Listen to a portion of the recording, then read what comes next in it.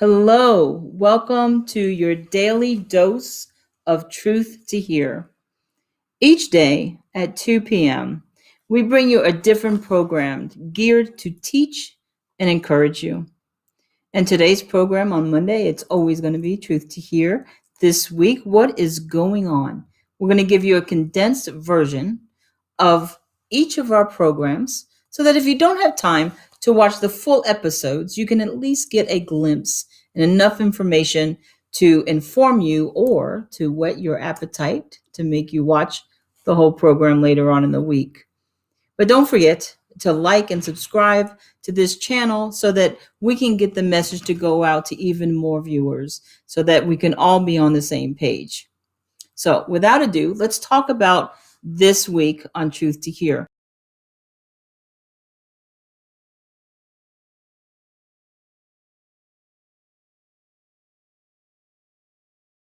And I just realized that I've been talking to you with my mute button. So, here we are. We're talking about Truth Talk with Bill and Brandy. What is going to be happening tomorrow, Tuesday at 2 o'clock? We have a show that, I'm going to tell you, it might just push a little bit of buttons, but it's good sometimes to be in a conversation that does push your thought process, that makes you think a little bit about what's being said and done instead of just kind of going along with the program. So, we're going to talk about two sensitive issues, but we're going to do it with tact and with respect.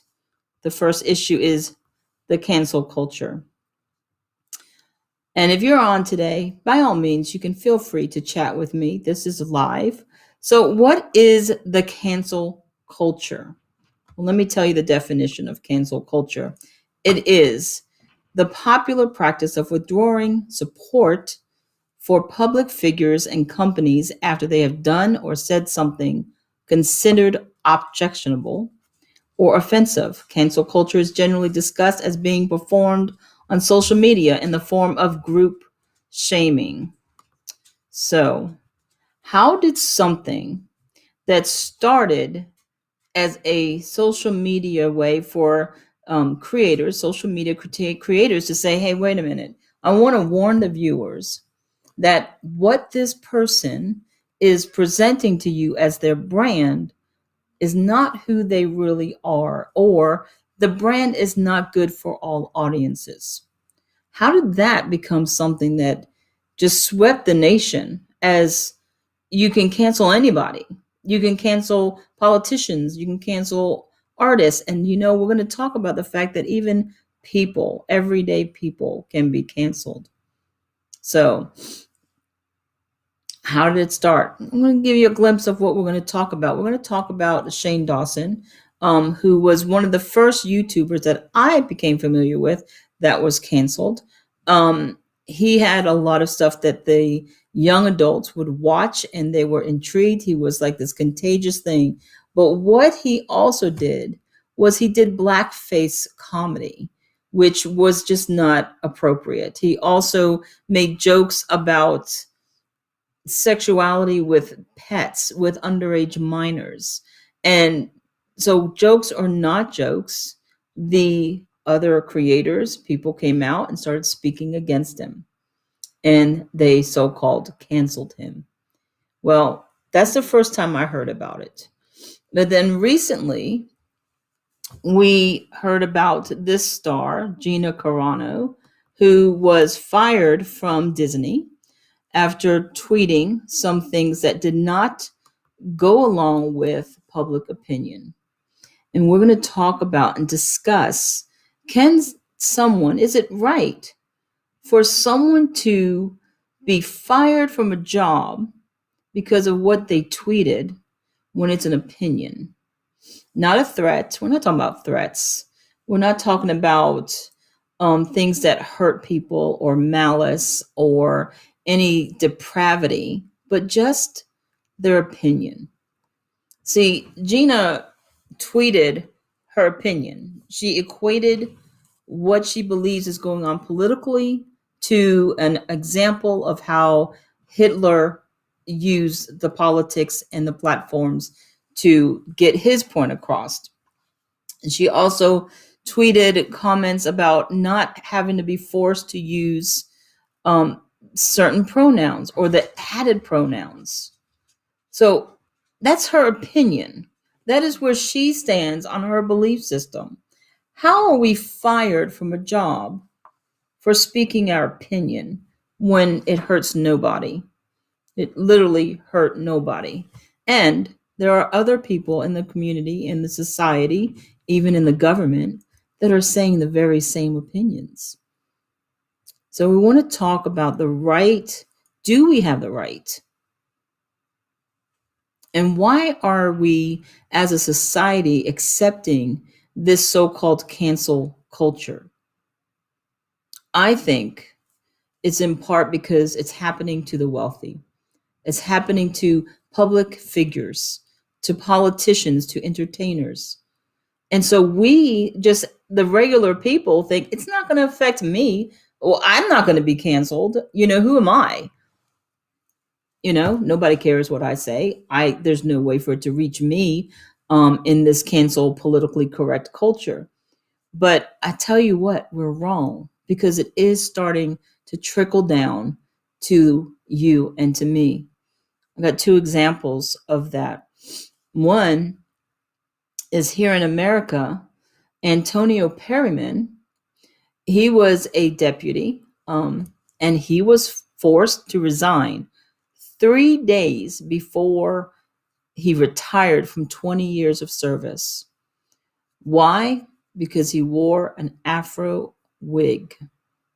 An Afro wig was offensive to the sheriff, and therefore he was said that he disgraced the uniform. Now, you might say a wig is out of uniform. Would you? If it was a woman that wore a wig that was straight, long, pretty, would she have gotten fired for wearing a wig? They literally said it was because it was an Afro wig that he got fired.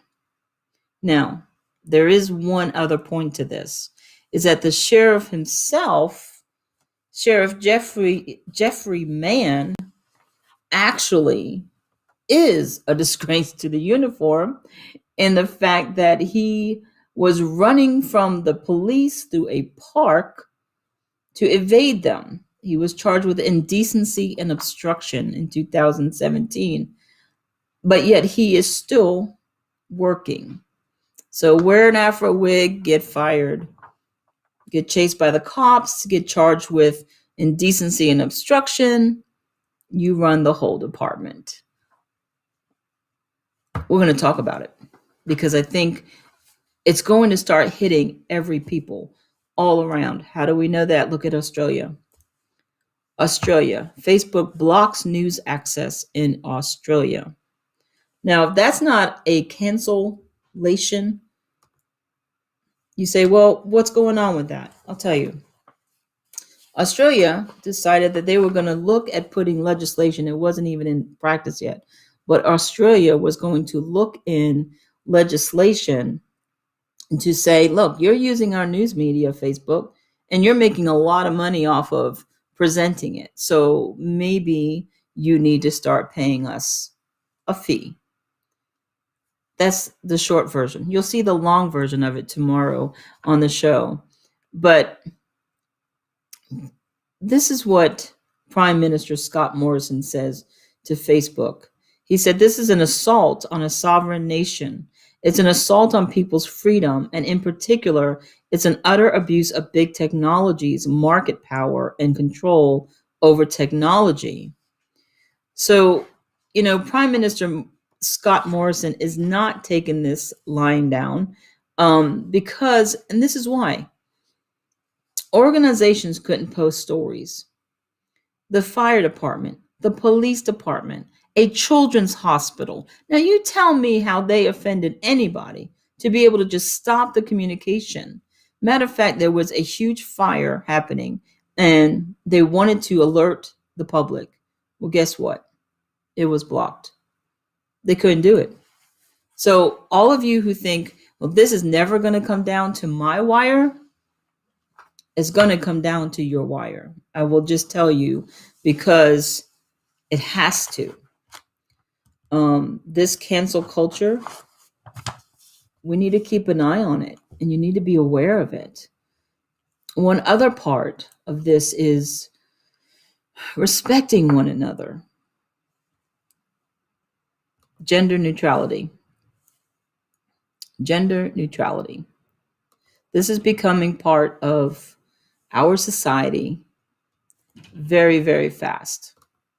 If you have had any kind of interaction with this, for or against, feel free to chat me today and let me know. What am I talking about? It's in the TV shows. It's showing up in school curriculums, at your job. Even if you just go out in public, you may encounter someone who says, hey, you've offended me because you called me a he or a she or a her or a him. Now, I am all for respecting choices that people make in their life. God, one of the clear things he did was to give us freedom of choice. However, why must one section of society be told they lose a freedom in order to allow another section of society to gain a freedom? Why should your choice to use a different pronoun to better identify yourself affect my choice to speak the way I believe? What am I talking about? This is what I'm talking about. It says avoid these gendered relationship specific terms. Now, that's what I'm talking about. We are told to avoid them, not add. I think it should say we should add these gender specific neutral terms. All right.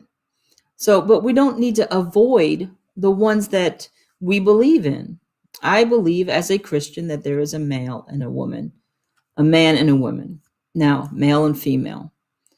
I don't say that to offend anybody who believes that there are different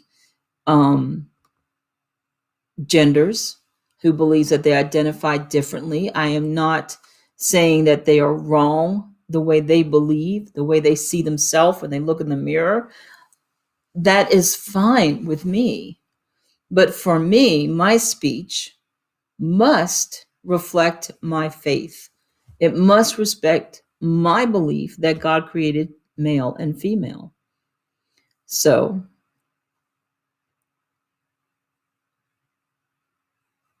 if you tell me that as a pregnant woman, I am not allowed to be called a pregnant woman, I have to be called a pregnant parent. What else did it say? I have to be called a gestational parent or just a parent. That's offensive to me. If you tell me that there's no longer the right to use a mom or a dad pronoun, I have to just use parent, that takes away my belief system. I'm not understanding why it's so important to take away what I believe in my speech in order for me to respect that you want to be called something different. Now, one reason that I think we're going to talk about on our show tomorrow is that without knowing people intimately, I won't know to call you something different than what my norm is.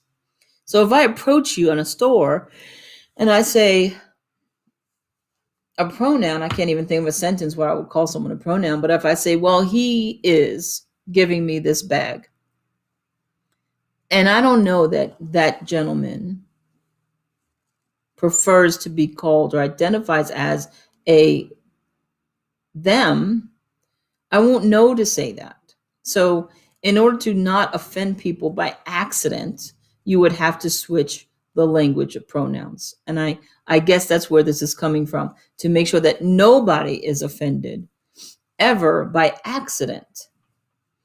But I think it's just a matter of time between people can say, hey, please refer to me as a them. So there's a discussion there that we need to have. Nobody wants to have these discussions. That's the part that I don't understand, is that everybody talks about it, but nobody wants to openly discuss it. Because part of what I see where this is going is that we lose our individuality. We become groups instead of individuals. What do I mean? Look at this. You have to say, instead of sister or brother, you say sibling. That's going from individual to a group. Instead of saying Mr., Miss, or Mrs., you say MX, which is what? Mix. Instead of saying men and women, you say everyone. So you see what I'm saying? There is, instead of saying a wife or a husband, you say a spouse. You see what I'm saying? It's enlarging the groups. So it's losing our individuality. What do you think about this? Is this something that you're concerned with? Is this something that you want to have an open discussion with, but if you do, you're going to get a lot of backlash. People might think that you're prejudiced against somebody. I'm going to tell you what, it's not about prejudice or racism or anything like that, or hate. It's simply about having everybody have an equal freedom of speech. And I think we're losing that with all the politically correctness. So you can chat now, or you can watch the full episode of the program tomorrow at 2 p.m. What's happening on Wednesday? I'll tell you what, tomorrow is just a mouthful. But what is happening on Wednesday? Well, that is when we do Truth Talk, a conversation. And we have an unscripted conversation with a guest. And who is our guest this week? Our guest is, well, let me take that off of his face so you can see his face. How about that? Our guest is award-winning journalist and author Brian Gardner. Now, I'm going to tell you, I am specifically excited about this interview. He's the author of the book, Plan for America and the World. And we're going to have such a good time having a healthy discussion about different aspects of society, from the desire that we all have is to live long and prosper, right? From Star Trek. He's a Star Trek fan. So am I. So to live long, be healthy, and prosper. Keep your nose down and live a good life. That is what the majority of us wants to do. However, we do need to be an educated society so that we can teach the next generation, the youth that are coming up. And they are coming up in a different environment, socially, educationally, economically, than we have ever encountered before. So Brian and I are going to talk about the education system, pre-COVID, post-COVID. I suggest, just a tidbit, let me just wet your whistle just a little bit, is how are schools closed? We lost their social skills, curriculum, arts and sports, but professional sports and entertainment industry and politics, they're still going full force. Funding, and the lack of support for our youth. It really aggravated me when the TV shows started airing new episodes this season. It aggravated me when the sports started playing again. Yet, average Americans were losing their jobs, their companies, their homes. They're struggling on how to put food on the table for their children. And I know this firsthand because in our Unbound ministry, we've reached out and had discussions with one after the other of people that are now homeless because of the loss that was put upon them through this COVID-19 restrictions. Now, I do agree that there was restrictions needed. In the beginning, we didn't know what this was. It was one of the scariest things we lived through in this part of our life. But at the same time,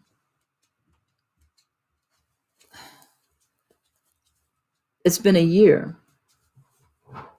The sports are able to come back. Entertainment's able to come back. Politics never really stopped. So why can't those with the resources speak up to get the kids back in school safely? Why can't we, as everyday parents and citizens, say, you know what, we're not going to support your TV shows. We're not going to support your sports programs and the professional sports because you're not supporting our children and getting them whatever gear is necessary for them to be safe, to be educated. You're not even at the seat at the table. I want someone to explain that to me. Anybody. When I've asked people that, you know what the answer I got? Because we're stuck at home. We don't have jobs. We're depressed because we don't have money. So the only thing we have is to be entertained. So it's okay that they're making millions of dollars when I'm out of work because I just need something to distract me. Yeah. We need a discussion. We're also going to talk about social programs and being healthy, being personally independent versus a slow roll into socialistic dependence, and recognizing what freedom is and what liberty is. Because we think we have freedom and liberty, but Brian is going to talk about the actual definitions of freedom and liberty, which, let me talk to you. This is what we're supposed to have in freedom: the power or right to act, speak, or think as one wants without hindrance or restraint. But with this cancel culture, like I explained earlier, we're losing freedom. We are actually losing freedom to political correctness. And what about liberty? Liberty, being free from oppressive restrictions imposed by authority on one's way of life, behavior, or political views. Well, no one can deny that we have lost liberty in this country. And how do we get it back? We're going to be talking about all of these issues with Brian. And if you want to get ahead, you can go to www.planforamericaandtheworld.com, and you can reach out and get a book of your own emailed to you or sent to you, and you can get ahead of the game. So before Wednesday at 2 p.m., you'll know exactly what the conversation's about, and we look forward to that. Now, enough talk about politics, enough talk about social programs, enough talk about political correctness. We need a break. So Wednesday, we take a break and we recharge, and that is Diving Deeper Bible Study. You'll see this picture on the video. And oh my goodness, we just wrapped up an amazing study on the 7 churches of Revelation. And the 7 churches of Revelation is refreshing, because what Jesus did to John was reveal himself to each of the 7 churches. And we'll look at that: to Ephesus, to Smyrna, Pergamum, Thyatira, Sardis, Philadelphia, and Laodicea. And when he did 5 things. All right. And here's the 5. Jesus gave John a commendation, a reproof, an instruction, warning, and a blessing for each of the churches. Now, you might say, what does that matter to me? I don't really care. It's the 7 churches. It has nothing to do with me.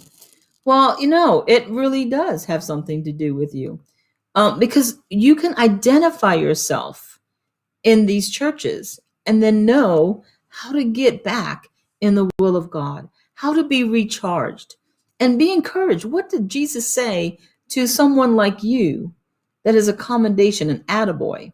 Here's an example. I'm not going to go through all the churches today, but here's an example. The commendation for the church of Ephesus, Jesus said, is that they persevered, that they tested the spirits to see if it was of God, and they did not grow weary. But what he said was they left their first love. That's the reproof. That's the thing that Jesus said, you know what? This is the one thing I need you to improve on. But he doesn't leave you there. He says the instruction, remember where you have fallen and repent. Go back to doing what you did before. And he warned them that if he didn't, well, they'd become irrelevant. But if they did, he would let them eat of the tree of life and they would live in paradise with God.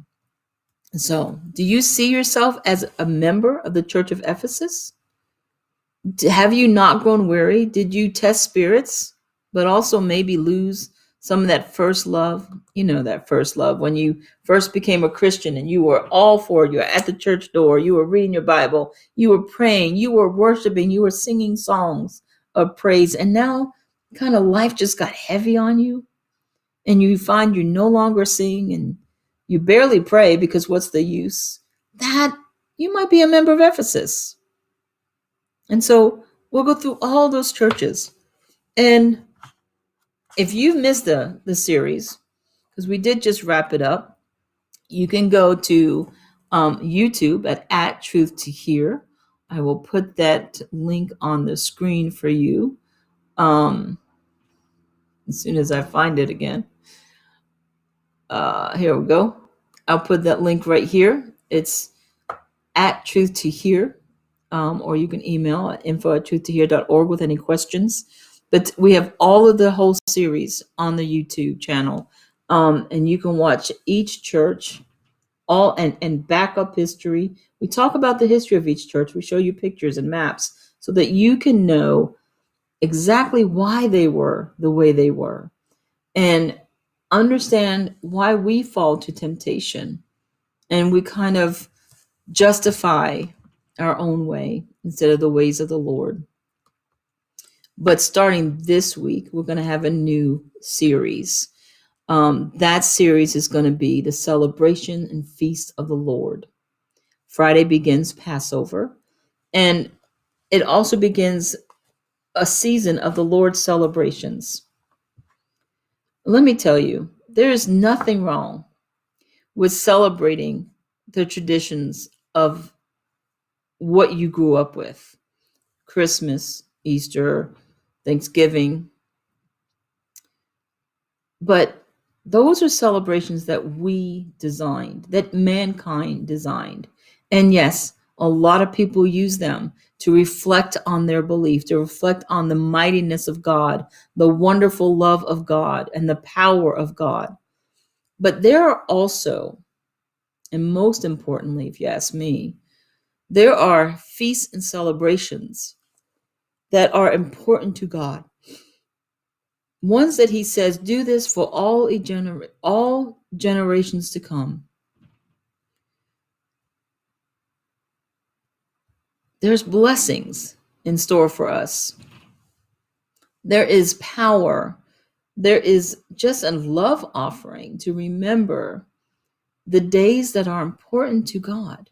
That he says, you know what, this Passover, it's important to me. And I want you to remember this for every generation to come. Now, how do you do that? That's what this study is going to be about. How do we, in 2021, honor God through these celebrations? I'm looking forward to this series. And we're going to start it off on Friday. For my weekly message, since it is the Passover, for my weekly message on Friday, we will enter into the Passover. Now it's going to be early. Passover is at sundown, but I'm going to go through the Passover and share some experiences I've had over the years with the celebrations of the Lord, me and my family. Some funny and some enlightening and powerful. But I'm going to do that Friday at 2 o'clock on our weekly message, because I want you to know that it is fun to love the Lord back. It's different when you do things just to love the Lord. When you remember him and what's important to him, there is just something really special about that. And I want us to get to that level, where it's not about what we want or what we need, but what does the Lord need? What does the Lord want? And this is a good way to start it off, by recognizing his special days. I hope that this program today has given you a lot of food for thoughts. Like I said, it's like 1 week all in one, 40 minutes. But I want to tell you, I hope it wet your whistle. I hope it got you thinking just a little bit. And like I said, if you want to join us for these full-length shows, I will show you. Here is the lineup. So today, of course, is Monday. Tomorrow, Truth Talk, Cancel Culture and Gender Neutral. Wednesday is the award-winning journalist and author Brian Gardner. Thursday, well, I didn't update this because I was going to do a summary of the 7 churches, but we're going to do Passover and the celebrations of the Lord instead. And then Friday, the weekly message, my anecdotal time with Passover. We look forward to talking to you tomorrow, to seeing you tomorrow. Be safe out there. Remember that it's okay to breathe. There's so much out there that could just make your head spin. Well, don't let it. Just don't let it. Sit outside for a moment and breathe. Sit in a corner for a moment and just breathe. Breathe in and breathe out. It's a beautiful day. Thank you for joining me in his steps and for his glory. I'm Melanie Keaton.